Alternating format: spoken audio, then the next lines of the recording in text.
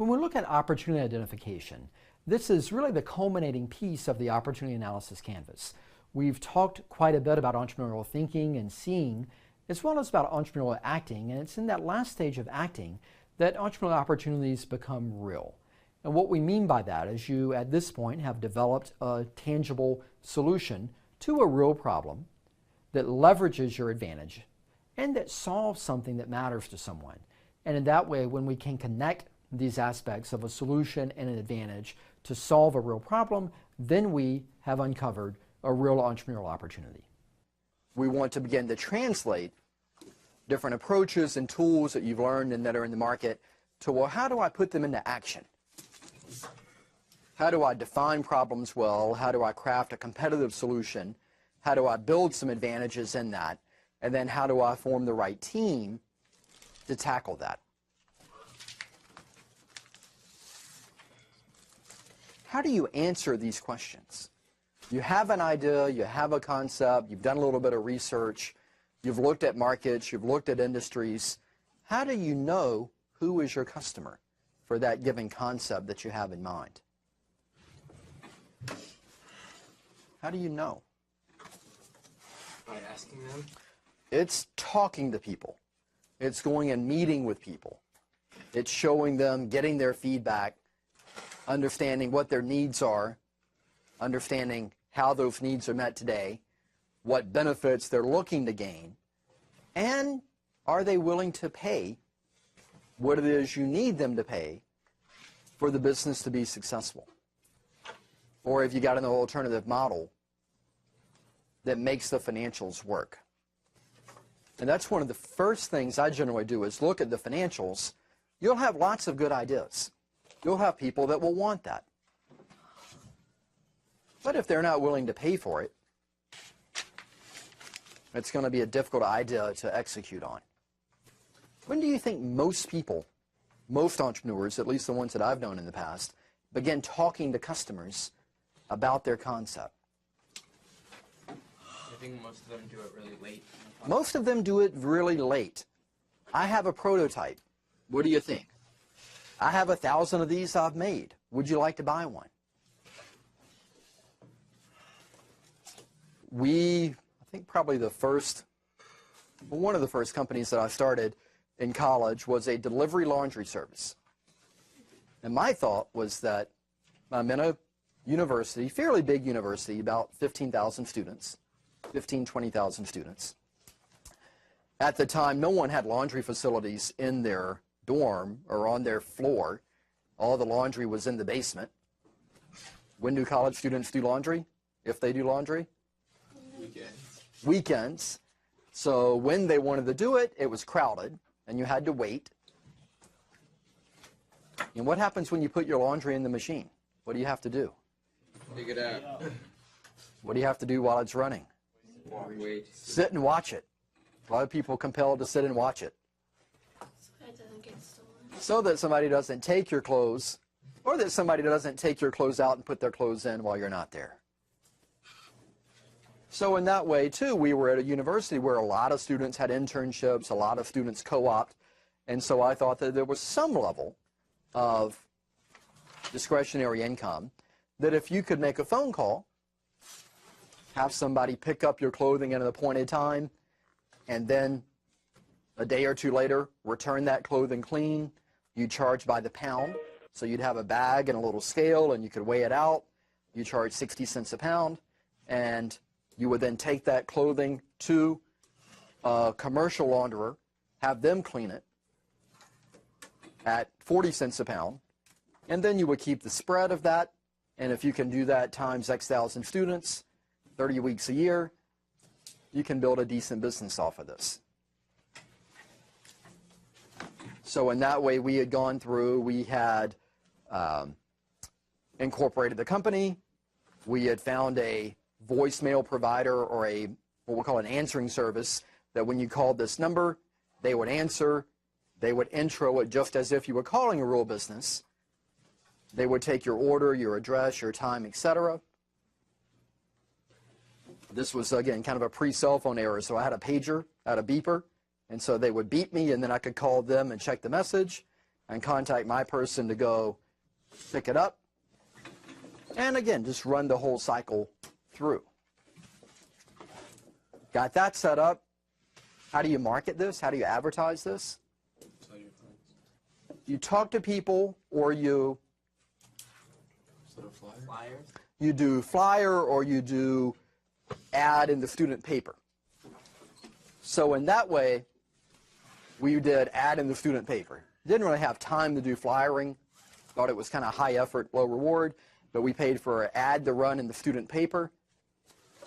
How many customers did we get? How many kids were at school? 15,000. 4. 4? 400. In the lifetime of the venture, how many customers? 75. 75. 4,000. 4,000. 7,000. $2,000. 15,000. We served 0. Oh. No. That is. Then, He was close. Why did we serve 0? so requested. No one needs it. Probably. No one really needed it. I wouldn't really trust it. I would. There was the element where nobody really cared. What do you think students did to get their laundry done?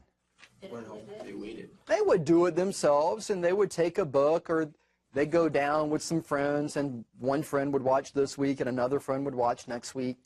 What did a lot of kids do? Went home. Went home for the weekend.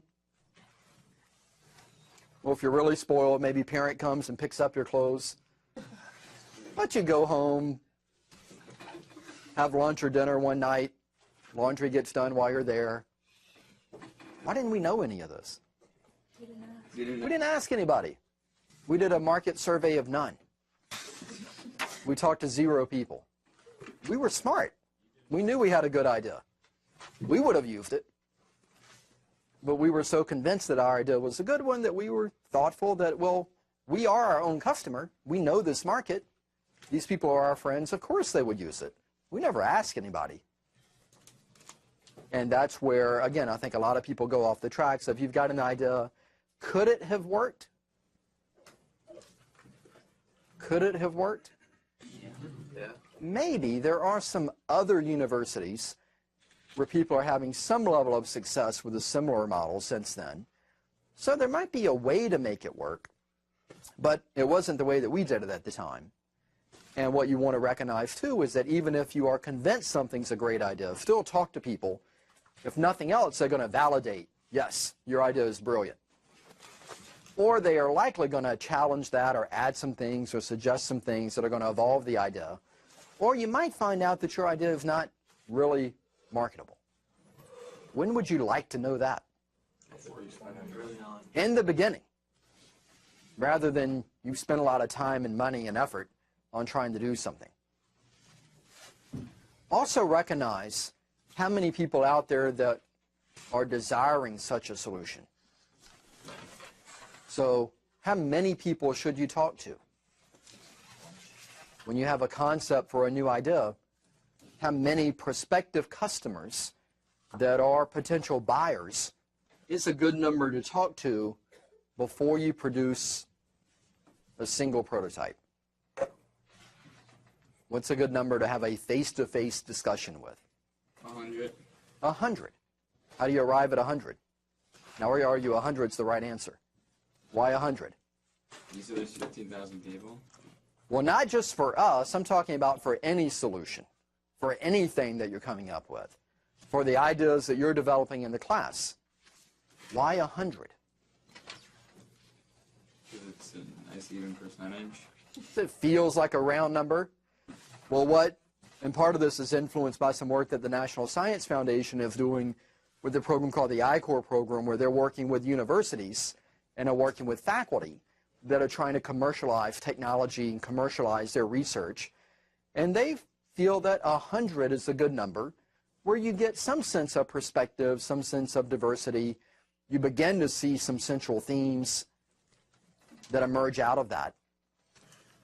And with their model and their program, people talk to 100 customers. How long does that take? Face to face. face to face? Couple days. Couple of days. What do you think? A day. Okay. 2 weeks. 2 weeks. Depends a lot on your market. If you're trying to sell a new sunglasses concept to University of Maryland summer school students, you could do 100 students probably by lunchtime. If you're trying to sell a similar concept, but you're trying to sell it into sunglass boutique wholesalers, and maybe it's not even the sunglasses themselves, maybe you've got some kind of equipment where people are going to be able to come in and visually have some rendering of how different glasses are going to look on them and so forth. So maybe it's a tool that that store is going to use to have things special ordered with different patterns and styles and things of that nature. How long does it take you to meet with and talk to 100 sunglasses boutique owners or managers? A week. Month. Might take a couple of weeks. There might just be a geographic challenge of or how many of them are within 100 miles of you. And there may only be 10 or 20. And so then you're in a model of going to different cities. What happens when you go in and you ask to speak with someone? What could happen? Not there. They're not there. The person you want to talk to is not there. Or if they're there, they could be Busy. busy. So they don't even know if they're interested. They're busy. And then if they are not busy, they may be interested, at least in giving you some feedback. What's that mean about how many stores you have to go to get 100 people to talk to you? More than 150. More than 100. Might be 200. Might be 500. So it's not of that we had 100 knocks on a door. It's that we had 100 interviews. And so in that way, again, when you think about are problems real or not, take some time to validate that. It's not a let me talk to 5 people or let me talk to 10 people and see what they think. And the magnitude of it and how much time you want to spend doing that in some way is in line with what's the level of resource and investment you have in the concept. Before you spend a lot of money, I'd want a really good idea about the market. Now, if it's a little cheap, kind of fad thing that I'm looking at do, maybe I can throw it out there and see if it sticks or not. But for things that you're looking at being kind of an ongoing concern, an ongoing entity, take some time to understand the market. You also want to think about what you're solving. So if I have this concept that I'm going to sell to these sunglass boutique owners, where a customer can walk in and they can look at a monitor, maybe there's a little camera where their face comes up on the monitor, and then I have a little touch screen that has lots of options of sunglasses, and I can pick different frames, I can pick different colors of frames, I can pick different styles, I can pick different lens styles, lens colors, and maybe I have 1,000 different options of things that I could put together. What is it that you're telling them they can do with this machine? How are you introducing this machine to the sunglass boutique owner? What's the value for them? They don't have to have all of those sunglasses in the Okay. We can reduce your inventory cost because you don't need to inventory everything. What else could we pitch to them? They don't really need the sit-down time of sitting down with the customer and going through all these different. Okay. We're going to help you save labor cost and labor time because people are beginning to kind of self-serve themselves. What else? Help show customization options of your sunglasses. Okay, we're going to show some customization options. What's the main thing they're interested in? It's easy to use. Is it easy to use? We're going to help you get 30% more sales this year. We're going to add $200,000 in sales to you in the first 6 months. Are they interested in hey, I've got this idea and it's got this feature and there's a screen and people look and it's easy to use and they can self-serve and maybe save you some labor costs? No. I'd like to help you make $200,000 more this year. Are you interested? I'd love to help you grow your sales by 30% this year. Are you interested? What do they say to that? Yes. You would think they would say yes, or certainly more of them would say yes to let me grow sales versus let me hear about this new contraption that you've come up with. So in that way, again, recognize fundamentals of your solution are oriented towards the value. Now there's also the question, well, what is it and how does it work and how do customers value it? So you get to that. But particularly if you're selling to businesses, it is an element of how am I going to make money or how am I going to save money? And it's not about the technology. And I think this is a challenge for people that do technology-based sales. If you sell software, if you sell hardware, particularly as the entrepreneur and as the developer of the technology, often people talk about what in their sales pitch? What's the obvious thing they would talk about? Price? They may talk about price, but it's probably not where they start with. Most people want to save the price to the end. If I'm the developer, if I've built something, Features. I want to talk about the technology. I want to talk about the features and how it works. But instead, I'd encourage you to think about talking about what's the value of it. What are the benefits of it? They may not care how it works. When you go and look at a car, I don't know too many salespeople that are going to pop the hood and tell you about how their alternator works or why their fuel injection system is better than another. It's much more of let's get in it, let's drive, let's see how it feels, let's see how it looks to you. So in that way, they may talk about safety if they think you're interested in safety. They may talk about the technology if they think you're interested in the technology, based on just kind of how they profiled you or questions that you've asked and lead up to that. But the orientation of it, again, is recognizing what's the value. And in that sense, again, talking to people gives you insights. And you may find out in getting out and talking to people that they want things you don't have, that they don't want things you do have,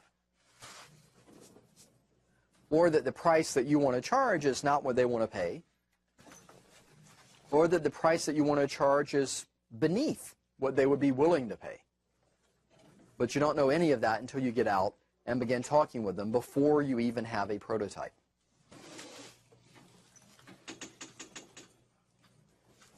And there's two areas to think about when you're looking at this concept of superiority and sustainability.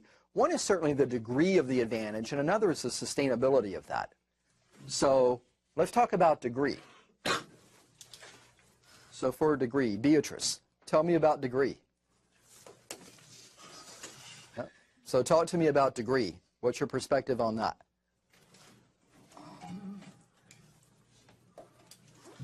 What do I mean by degree of advantage?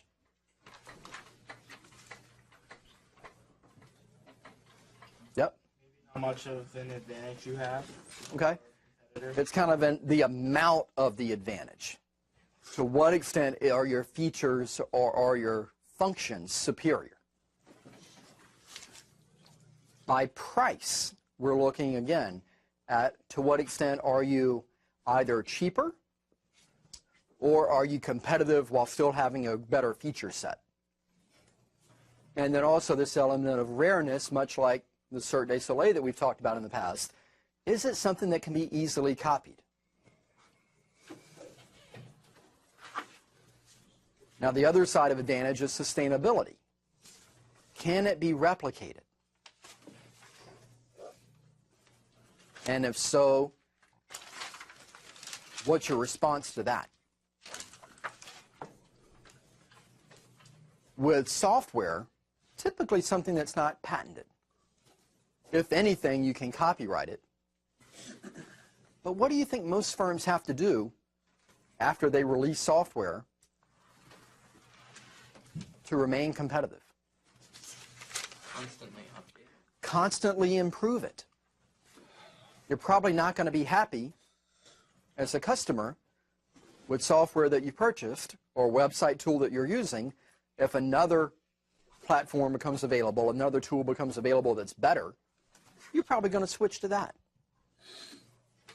So particularly if you have a technology-based concept and are not technology literate or you don't have an acumen for coding or programming, sometimes we think, well, I want to start a software company, web company, etc. Maybe I don't have the skills to necessarily code, but let me hire somebody to build it. And then once they built it, it's done. I can pay them whatever I agreed to pay them. And then me and my other friends that understand business can run this company. What's the problem with that?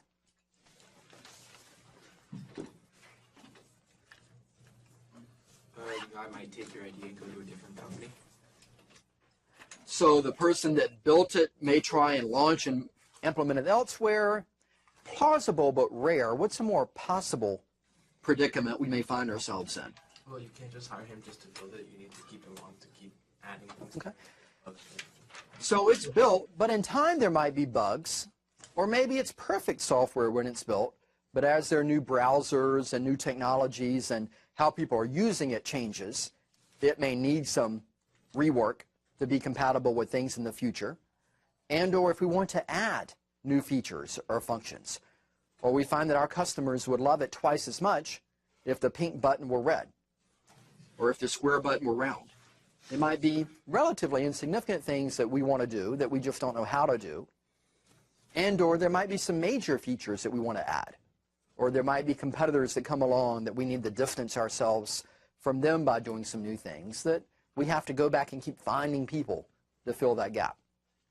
What might you do instead of having that kind of one-time project hire?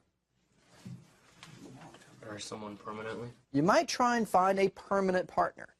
And I would say that's probably a smart thing to do. If you're trying to start a software company, you might want to have somebody on your team that understands software. If you're trying to start a company in the apparel or retail space, you probably want to have somebody on your team that's at least worked in that space before. If nothing else in a part-time or intern capacity, but that has some exposure to it. And we'll talk about teaming a bit as well and other ways to augment that.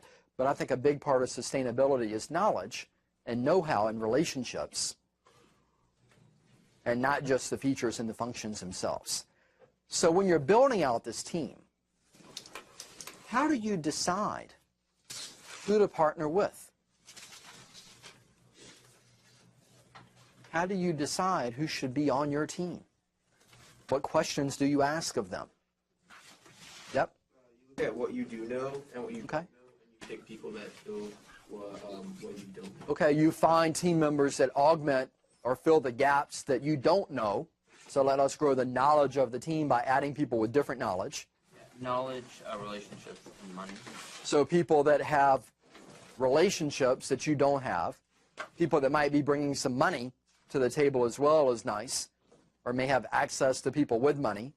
Make sure that they really care about what you're doing. That they care, that they are motivated, that they like the idea, that they like the concept, that they care about what it is that we're trying to do, that there's some level of commitment. How do you know if somebody is committed?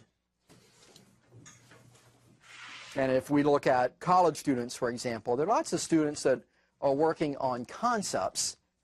How do I know in the summer if they are committed to their concept? If they're working on their company more often than they are, let's say, hanging out or going to the beach. Okay, are you working on your company for more hours than you are doing social things? and I would say that's true year-round. What do I know about their summers? What do most college students do during the summer? Internships. They do internships, meaning they work for other companies. How do I know if you're committed to your venture? You're working for your own company. You work on your own company. What's the sacrifice of not doing an internship? A paycheck. You don't get any money. And if you're like Scott and working on your own venture, you make a ton of money if you sell a ton of product. If you're not yet at the point that you're generating revenues and selling product, you make no money. Not an easy thing to do for most people. But it shows commitment. And again, commitment, I think, gets to be a little bit more evidenced when there's some level of sacrifice. You're not just committed because you say you're committed. Again, committed comes to being based on what it is that you're doing and decisions that you're making. There's also the element when people are looking at joining your team, you want to get some sense of what their goals are. How realistic are the risk and rewards that they have in mind, as well as getting, again, some sense of what do they know. So it is okay to add people to your team that may have comparable knowledge to you. If you're starting something, again, in the retail space, if you're doing a software-based thing, if you're doing a healthcare or education thing, it's okay if more than one person knows about it. But it's important, I think, to have a broad set of skills represented on the team. Also, again, reputation of the person. If they are not terribly responsible, if they make bad decisions personally, what's that tell you about what might happen as a team member? You're probably going to make bad decisions for the company. For many investors, and even for an increasing number of companies, before they will hire you, they will do a criminal background check. Before they're going to invest in you, they're going to do a criminal background check. Why do they do that? See if you're not a criminal. See if you've had criminal activity in the past. Who they're dealing with. Investors may look at your credit report. They may look at what have you done with respect to meeting your financial obligations. Have you paid credit cards late? Have you had cable bills or phone bills that were unpaid? Did you pay your taxes? Why do they look at your personal spending history before they may invest in you? They want to see if you're good with money. Can you manage your own assets?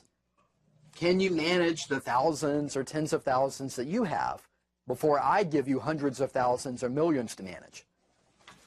And if you can't pay your Verizon bill on time,